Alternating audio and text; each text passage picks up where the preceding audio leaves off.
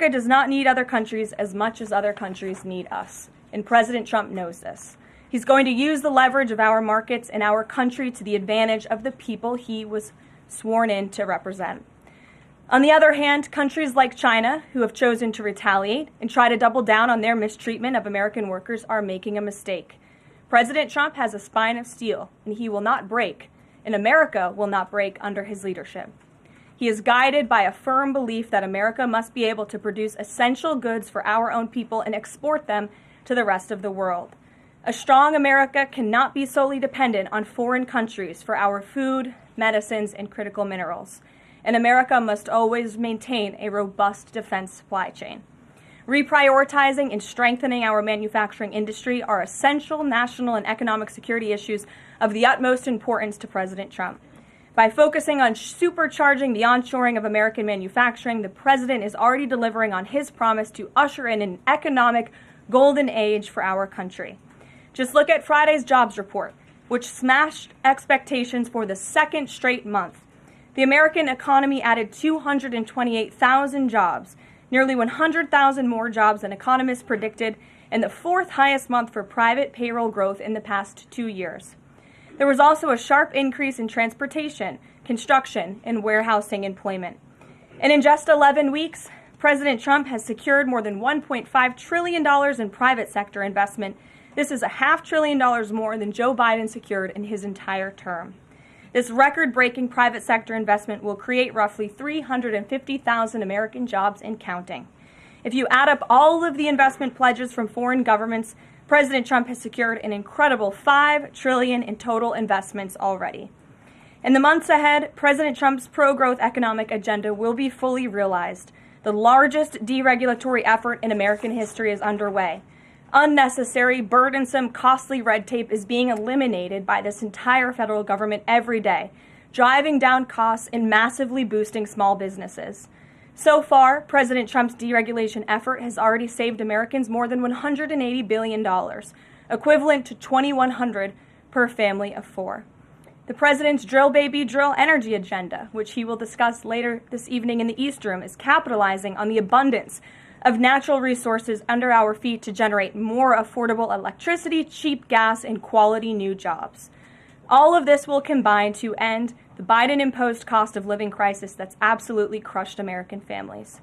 Under President Trump, the American energy industry will lead the globe over the next century, delivering lower prices and significantly strengthening our country's economic position.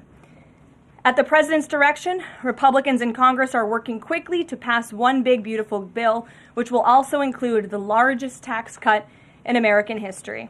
As President Trump has said, the House must pass this budget resolution quickly. Here in our new media seat today, we have Jasmine Wright, the White House reporter for Notice. Notice is a nonprofit and nonpartisan news site which launched in early 2024. They've gained millions of readers across the country since. Newsroom's goal is both to inform readers and train the next generation of politics and policy journalists. They also partner with state newsrooms and to give local communities more knowledge of what their representatives are doing in Washington, D.C. With that, please kick us off, Jasmine. Thanks so much, Caroline. A couple questions for you. The first one being, can you explain the White House's evolution from this is not a negotiation on tariffs to countries should pitch us and start negotiations on tariffs? Sure. As the president said yesterday, Jasmine, both things can be true at the same time. And it is a non-negotiable position that the United States has faced a national security and economic crisis because of the unfair trade practices by countries around the world. As for the president, I have maintained this position. The entire administration has always said that President Trump is willing to pick up the phone and talk. And the president met with his trade team this morning, and he directed them to have tailor-made trade deals with each and every country that calls up this administration to strike a deal and listen. And each and every one of these trade deals should be tailored and unique based on that country's markets, based on that country's exports, the imports here in the United States of America. What makes the most sense for the American worker and for our industry? The president is focused on putting America first. So was the evolution not factored in or determined by kind of the tumult in the stock market? Was that not a part of the consideration to start making these negotiations and deals? Again, I would reject that there was an evolution. On day one, we had said that the president will always pick up the phone for other nations and other companies that call this administration. The president always has a listening ear, and it's a non-negotiable fact that America has faced a national security and economic crisis for many decades, and President Trump is just the first to address this. And then my last question, how will negotiations change how much revenue the White House is planning to make from the tariffs? Well, that has yet to be seen, but as the president said, the reciprocal tariffs, which will continue to go in effect as these deals are negotiated and ongoing, will generate trillions of dollars in revenue to the United States. And this is twofold. The president wants to onshore jobs here to the United States of America. He wants to boost our manufacturing industry. He also wants to tackle these crippling deficits with almost every single country around the world. Jackie. Thanks, Caroline. The Treasury Secretary, Scott Bessent, warned that some of these negotiations might take up to months, that we could be doing this through April, May, and into June. And then you had Kevin Hassett say it's going to take a lot for the president to put his signature on the line because he wants to make sure there's a good deal for America. Is the president operating on any sort of a timeline or deadline where he wants this completed by? Well, we always move at Trump speed here at the White House, which is incredibly fast. I know you all know that from covering this White House day to day. The president likes to get things done, but he's very much focused on ensuring that these deals are good for the American worker, they are good for American manufacturing, and again, that they tackle these crippling deficits with these countries. All options are on the table for each country, but again, these are going to be tailor-made deals. They are not going to be off-the-rack deals, as the president has called it, and he has directed his entire trade team to be part of this effort. So that includes Secretary Bessent and our National Economic Director, Kevin Hassett. It also includes Secretary Lutnick, Peter Navarro, the entire trade team, Jamison Greer, who was on the Hill today. Everybody who was involved in this incredible, fair, reciprocal trade agenda will continue to be involved in negotiating these deals. And then yesterday, Goldman Sachs put out a research note. It put the odds of a recession at 45% within the next 12 months, up from 35%.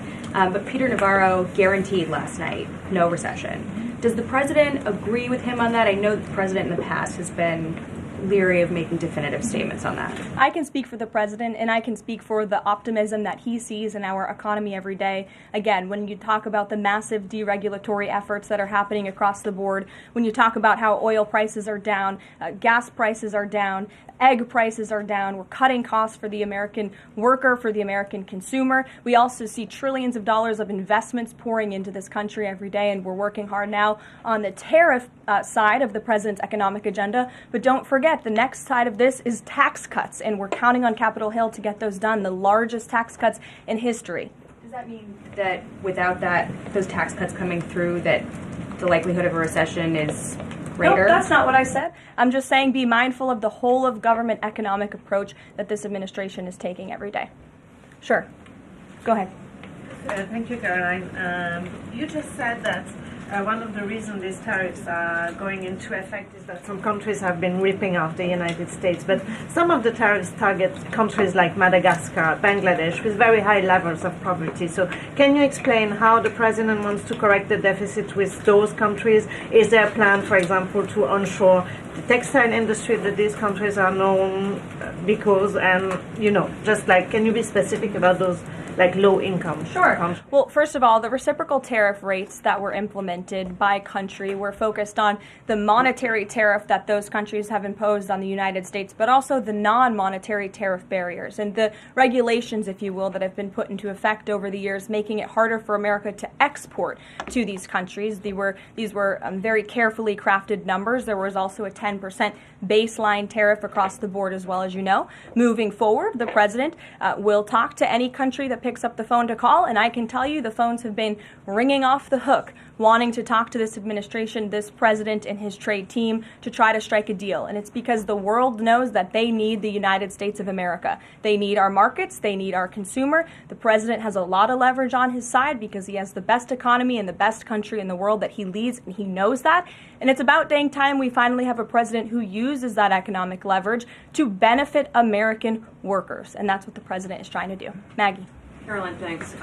Does the president endorse something that Howard Lutnick said on television this weekend, which was that the army of millions and millions of human beings screwing in little screws to make iPhones, that kind of thing is going to be moving to the U.S.? Is that how the president envisions manufacturing shifting? And if so, how long would that take, roughly? The president wants to increase manufacturing jobs here in the United States of America, but he's also looking at advanced technologies. He's also looking at AI and emerging fields that are growing around the world that the United States needs to be a leader in as well. So there's an array of diverse jobs, more traditional manufacturing jobs, as you discussed, but also jobs in advanced technologies. The president is looking at all of those. He wants them to come back home. But iPhones specifically, is that something that he thinks is the kind of technology that can move to the U.S.? Absolutely. He believes we have the labor, we have the workforce, we have the resources to do it. And as you know, Apple has invested $500 billion here in the United States. So if Apple didn't think the United States could do it, they probably wouldn't have put up that big chunk of change. Elena. Hi, Caroline. It's clear the president has gotten the world's attention with these tariffs. Is he considering at all potentially holding off on imposing some of them before the deadline, or maybe later, reversing them because he's having these negotiations and having these good talks with other leaders? The president was asked and answered this yesterday. He said he's not considering an extension or a delay. I spoke to him before this briefing. That was not his mindset. He expects that these tariffs are going to go into effect. And you said something very important, Elena, in your question. You said the president has captivated the attention of the world. Absolutely he has. And it's about time we have a president in the Oval Office who is putting the world on notice and is putting the American people first, and again, is using the leverage of the United States to negotiate good trade deals. Just a quick follow-up. Sure. There's been some public sparring between Elon Musk and the president's trade advisor, Peter Navarro, on some of these tariffs. Musk actually referred to Navarro today as being, quote, dumber than a sack of bricks. Are you at all, or is the administration, the president, all concerned that this is maybe impacting the public's understanding of these tariffs? It might be messing with the message on it? No, look, these are obviously two individuals who have very different views on trade and on tariffs. Boys will be boys, and we will let their public sparring continue. And you guys should all be very grateful that we have the most transparent administration in history. And I think it also speaks to the president's willingness to hear from all sides, that he has people at the highest levels of this government in this White House who have very diverse opinions on very diverse issues, but the president takes all opinions in mind, and then he makes the best decision based on the best interests of the American public. Deanna. Thanks, Caroline. On Truth Social today, Trump was talking about one-stop shopping talks with foreign leaders, bringing leaders to the U.S., to Washington, and talking to them about tariffs, but also other topics. So is that part of his strategy to bring the leaders to Washington and trying to get deals, outside of tariffs on foreign policy issues as well?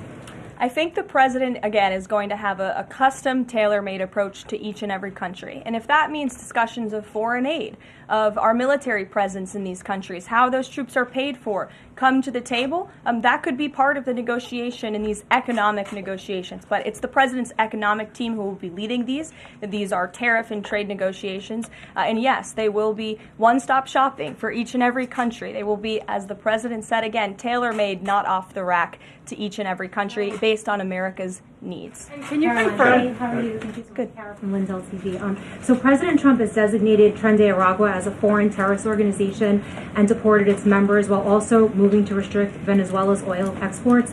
Is the administration preparing additional military or economic actions against Venezuela and the Maduro regime? And my second question is about Supreme Court Justice Amy Coney Barrett. Is the administration have a comment on her decision to go with the liberals and go actually with the Tren de Araguas?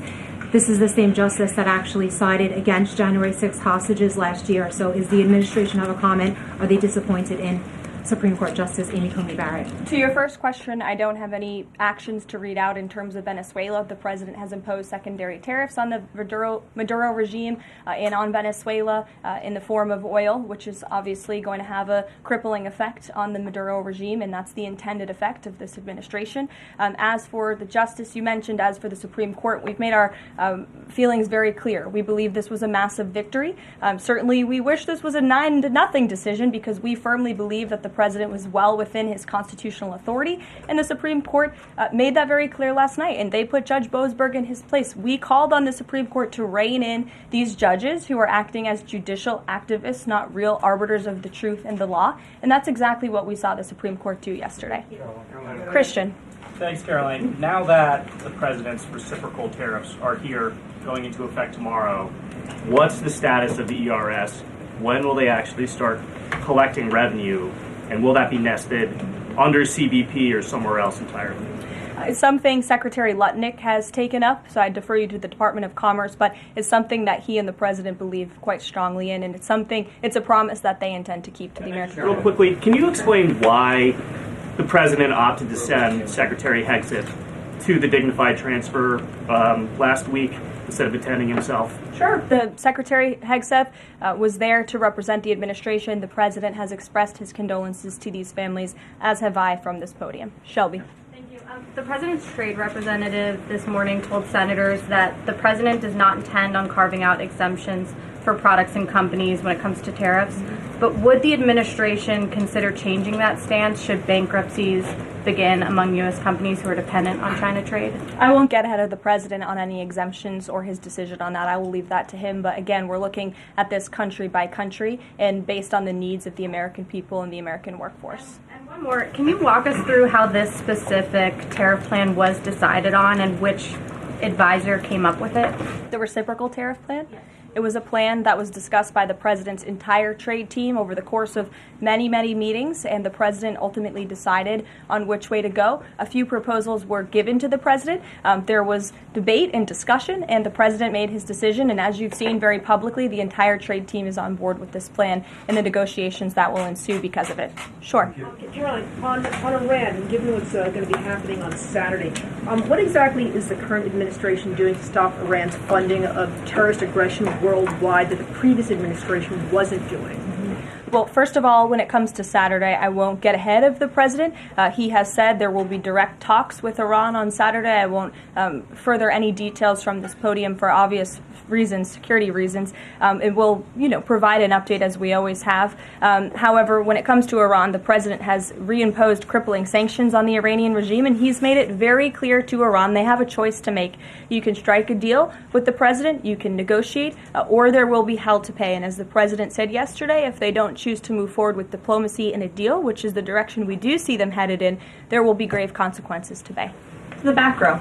Thanks, Caroline. On the president's threat yesterday on social media to increase tariffs against China by an additional 50% in response to their retaliation, has he signed anything in terms of an executive order, any documentation around that?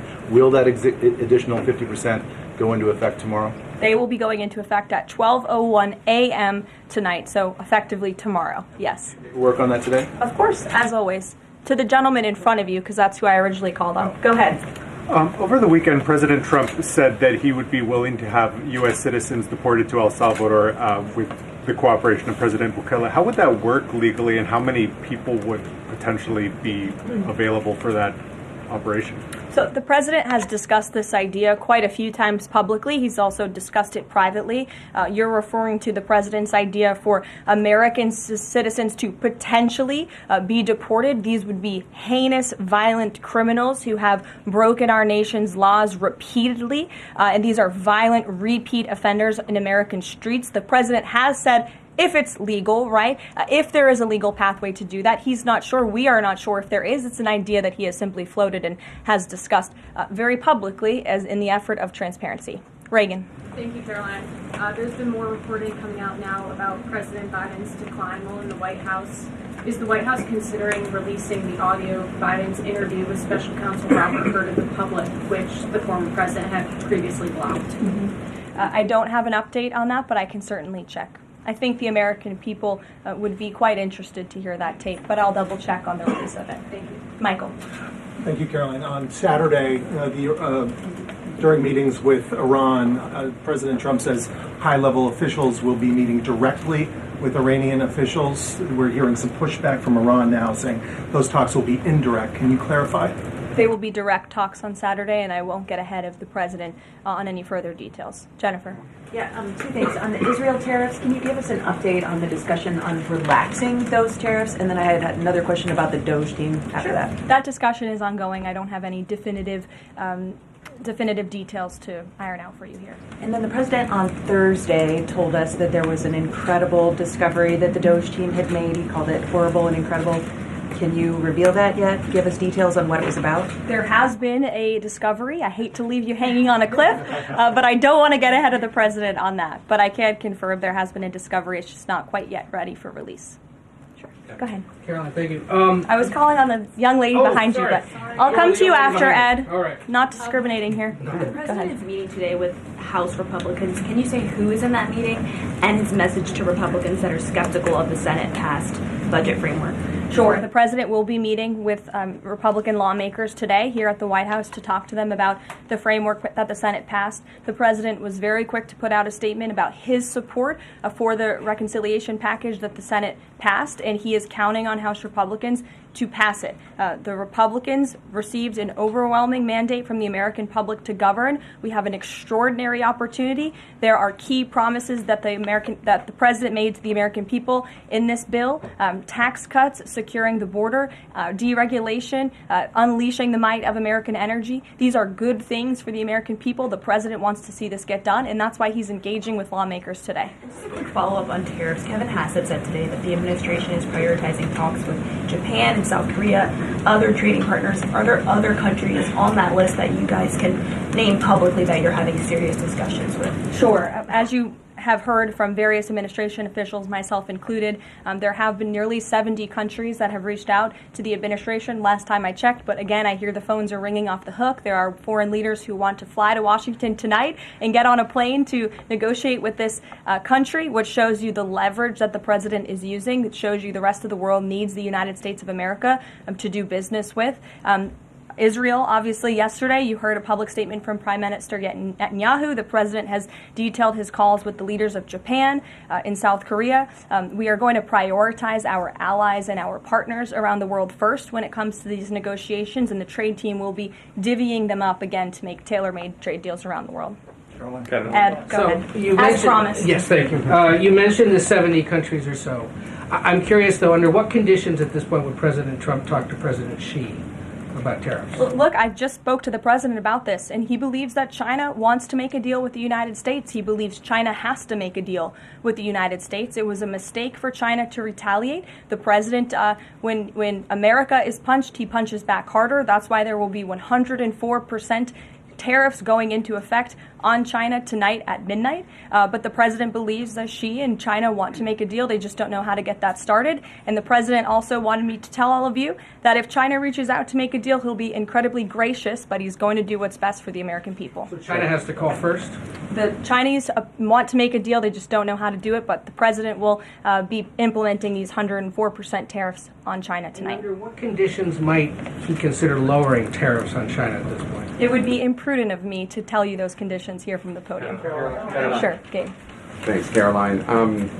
With regards to the Supreme Court ruling on the Alien Enemies Act, you're right, it was a win for the administration, but the justices also said that deportees are entitled to due process. Does the administration agree with that? That's not quite true, Gabe. They said that they are entitled to a habeas petition, and we are going to continue to comply with the law, and we are wholly confident that every single person that has been deported under the Alien Enemies Act, every person that will continue to be deported under the Alien Enemies Act qualifies for that deportation. NBC News is reporting that the administration is considering drone strikes on drug cartels in Mexico. We're citing several officials. This morning, Mexico's president was asked about that, and she said that we reject any of those actions. Your response?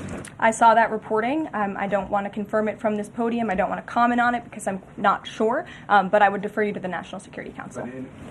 So you haven't confirmed the report, but with Mexico's president saying that she rejects any of that, what would your response be? How is the relationship then between Mexico's president and the White House right now over targeting drug cartels? Well, first of all, the relationship between President Sheinbaum and President Trump is quite good, and I think both world leaders would tell you that.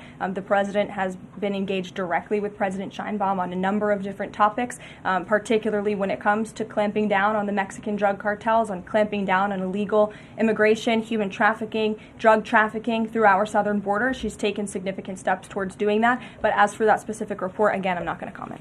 Caroline, two questions on trade. First, as a part of these negotiations, is it possible for countries to lower their tariffs below that 10% a bare minimum that's been said? Again, I'll leave that to the president to make those determinations, but I can tell you that 10% universal baseline will go into effect as these negotiations are ongoing. Got it. And then what is your thinking just as far as low labor cost countries? Like if you've got a country like Vietnam that wants to negotiate, but obviously they have some advantages in terms of trade, in terms of the people there are not paid as much as American citizens. What is kind of the thinking? Can they still achieve a good kind of trade outcome with the United States? Well, again, you're right to point out that different countries have different labor markets. They have different skills, if you will, different resources, and the president is going to take all of that into account. His team will take all of that into account when they're negotiating these deals. I do just want to point out one thing, that the president, everybody in Washington, whether they want to admit it or not, knows that this president is right when it comes to tariffs and when it comes to trade. In fact, Democrats have long said that the United States of America has been ripped off by the countries around the world. They just don't want to admit it now because it's President Trump who is saying that. In June of 1996, Nancy Pelosi spoke on the House floor. She urged her colleagues at the time to fight against the status quo trade policies that had contributed to America's trade deficit with China. In fact, Nancy Pelosi said, "How far does China have to go? How much more repression? How big a trade deficit? How many jobs have to be lost for the American workers? How much dangerous proliferation has to exist before members of this House of Representatives will say, 'I will not endorse the status quo'?" Those are the words of Nancy Pelosi in 1996. Well, President Trump is finally answering her call 27 years later. Nancy Pelosi can thank President Trump today for the 104% retaliatory tariff that will be going into effect on China. In 2007, Chuck Schumer spoke of our nation's crippling trade deficit, saying these are the kinds of records the American people don't want us to be breaking. The administration needs to move beyond words, take action now to reverse a trend that threatens our prospects for future economic growth. And Chuck Schumer said that in 2007. Finally, in 2025, President Trump is taking action. Recently defeated Democrat Sherrod Brown said on deficits in 2012 that our deficit then at China had reached an all-time high, and it was on pace to recede last year's record. The trade deficit had cost American workers millions of jobs at the time. These are the words of Democrats years ago. It is about time America finally has a president who is taking action to restore those millions of jobs back to the United States of America, to boost our manufacturing industry. He's doing what's right for the American people. It will take a lot of labor. It will take a lot of effort. But that's exactly what the American people elected this president to do. He will be talking about our energy agenda at 3 o'clock today over in the East Room. As you all know, he will be signing a bill to unleash the might of our beautiful, clean coal industry in this country, which is a reliable energy source also for AI. There's a great story in Bloomberg today, actually, about the executive order that will be signed later. So we'll see you all there. I'll let the president speak more. We'll see you later. Thanks, guys. Thank you.